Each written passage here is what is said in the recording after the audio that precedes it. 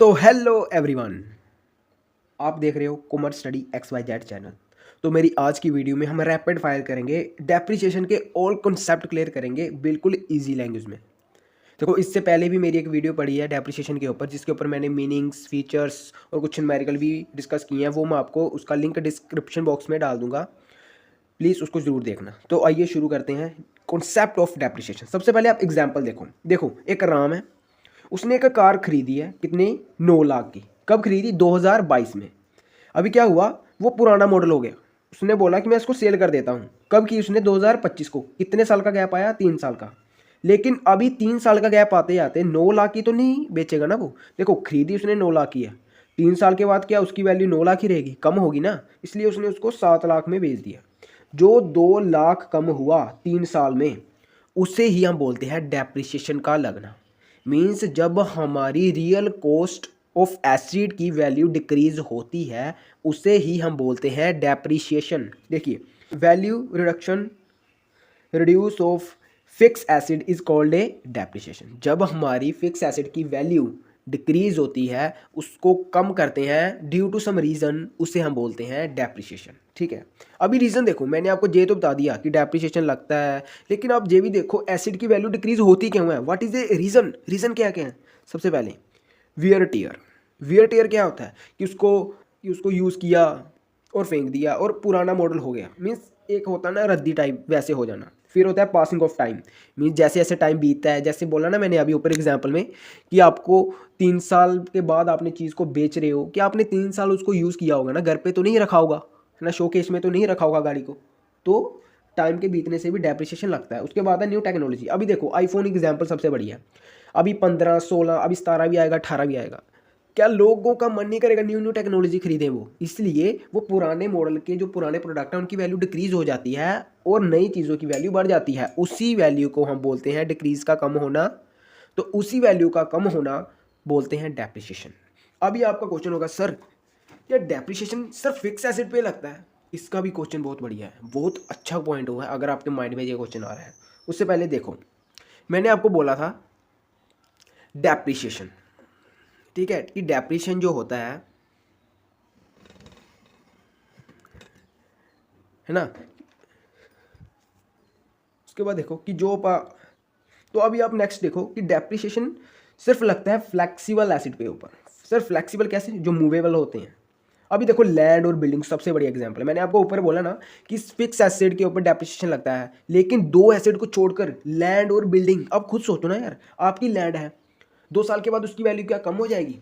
आपकी बिल्डिंग है, उसकी वैल्यू कम हो जाएगी? नहीं। लैंड और बिल्डिंग ऐसे एसिड होते हैं, हमारे ऐसे फिक्स एसिड होते हैं जिनकी value day by day increase होती है ना। आज के डेट पे देखना, पहले क्या करते थे घर वाले, यार तेरे को चाहिए ले जा, अभी 1 इंच तक नहीं देते। क्यों? क्योंकि उनको पता है लैंड की वैल्यू क्या है। इसलिए इन दोनों को छोड़कर बाकी सारे एसिड के ऊपर हमारी क्या लगती है? डेप्रिसिएशन। तो उसके बाद आपका क्वेश्चन राइज होगा, सर एसिड कितनी तरह के होते हैं? समझो समझो भाई, समझने के लिए तो है। सबसे पहले टेंजिबल, इंटेंजिबल, वेस्टिंग। ये नया कॉन्सेप्ट है। टेंजिबल तो आपको पता है, जिसको हम छू सकते हैं, हाथ लगा सकते हैं, देख सकते हैं। इंटेंजिबल जिसको सिर्फ फील कर सकते हैं, है ना। और वेस्टिंग क्या होती है? वेस्टिंग, इसको हम बोलते हैं वास्टिंग। जी क्या होती है? देखो, जो टेंजिबल होता है ना, इसके ऊपर क्या लगता है? डेप्रिसिएशन। लेकिन जो इंटेंजिबल होता है इसके ऊपर क्या लगता है? अमोर्टिएशन। ठीक है। और उसके बाद जो वास्टिंग होती है वो होता है डिप्लेशन। डिप्लेशन होती क्या है? जी नया कॉन्सेप्ट सीखो, ये तो आपको पता है टेंजिबल और इंटेंजिबल। वास्टिंग क्या होती है? देखो, जैसे मैंने एग्जांपल लिया ऑयल और कोयला, ये माइनिंग करके ली जाती है ना, खुदाई करके, और इनकी जो वैल्यू है वो इंक्रीज होती है और डिक्रीज होती है according to situation, according to time. उसे हम बोलते हैं वेस्टिंग एसिड। समझाया? ठीक है। उसके बाद आप देखो, थ्योरिकल फॉर्म में मैंने आपको इसका मीनिंग प्रेजेंट किया है। डेप्रिसिएशन है क्या? देखो, depreciation means reduce the original value of tangible assets due to wear and tear passing of time. जब हमारे एसिड की वैल्यू कम हो जाती है, reason wear and tear passing of time, time के बीतने से, उसे हम क्या बोलते हैं? डेप्रिसिएशन। अभी अब देखो मेथड। इस चैप्टर में मेथड मैंने आपको कॉन्सेप्ट करवाना है कि आपने पेपर में कैसे इस चैप्टर को कवर करना है। देखो method, straight line method, return down value method. Straight line method में क्या होता है? हमारा जो डेप्रिसिएशन होता है हर साल फिक्स रहता है, और रिटर्न डाउन वैल्यू मेथड में हमारा हर साल डेप्रिसिएशन क्या होता है, चेंज होता है। बस ये कॉन्सेप्ट है।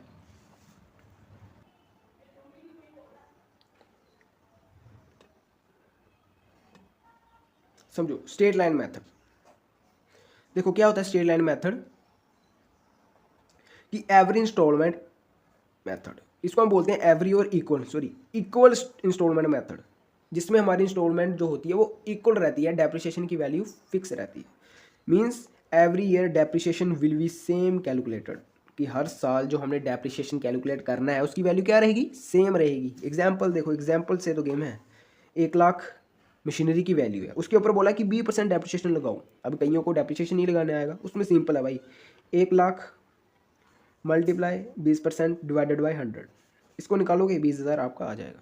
20,000 जो आपकी वैल्यू आई है वो आपकी फिक्स रहेगी एवरी ईयर। की वैल्यू कैसे निकाले डेप्रिसिएशन की, और परसेंटेज अगर हमें ना दी जाए सर तो क्या करेंगे भाई, हम पजल हो जाएंगे। नहीं, पजल नहीं होना, बहुत अच्छा कॉन्सेप्ट है, सीखिए। देखिए फॉर्मूला मैंने आपको इंट्रोड्यूस किया, हमारी बुक में या कहीं पे भी आपको मिल जाएगा आराम से। देखो समझिए ये है क्या। अगर आपको मान लो डेप्रिसिएशन की वैल्यू निकालनी है, परसेंटेज ना दी हो, आपने क्या करना है, जो एसिड की ओरिजिनल कॉस्ट है उसके ऊपर आपने क्या करना है, स्क्रैप वैल्यू। स्क्रैप वैल्यू क्या होती है सर, मींस आपने कितना उसको यूज़ किया है, कितना उसके ऊपर खर्चा किया है, ठीक है, उसको माइनस कर देना है। और डैश वर्किंग लाइफ, कितने साल तक यूज़ किया है। फॉर एग्जाम्पल कॉस्ट आपकी कितनी थी एसिड की, 1,00,000, उसके ऊपर खर्चा कितना किया आपने, कोई भी नहीं, इसलिए 0 लिख दिया। डिवाइड क्यों किया मैंने 4 से, क्योंकि आपने उसको 4 ईयर तक यूज़ किया है।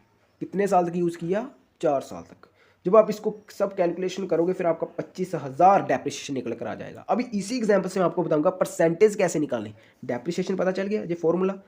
फिर परसेंटेज कैसे निकालें सर डेप्रिसिएशन की। देखो डेप्रिसिएशन की वैल्यू कितनी अभी हमने निकाली है, 25,000। 25,000 लिख दिया, डिवाइड कर दो जो हमारी ओरिजिनल कॉस्ट है। कॉस्ट कितनी है ओरिजिनल, 1,00,000। 1,00,000 डिवाइड कर दिया। परसेंटेज जब हम निकालते हैं किससे मल्टीप्लाई करते हैं, 100 से, तो आपका आ जाएगा 25%। कनेक्ट हुआ ना। इसको हम बोलते हैं फॉर्मूला हाउ टू कैलकुलेट या how to find out depreciation of value and percentage of depreciation. ठीक है, तो ये था आज का टॉपिक जिसमें हमने सारा कॉन्सेप्ट सीखा थ्योरिकल फॉर्म में। तो नेक्स्ट वीडियो में जो मैं नेक्स्ट पार्ट लेकर आ रहा हूँ उसमें मैं न्यूमेरिकल स्ट्रेट लाइन मेथड और रिटर्न डाउन वैल्यू मेथड दोनों करवाऊंगा एक ही वीडियो में। So thank you so much, स्वस्थ रहें, खुश रहें, जय हिंद।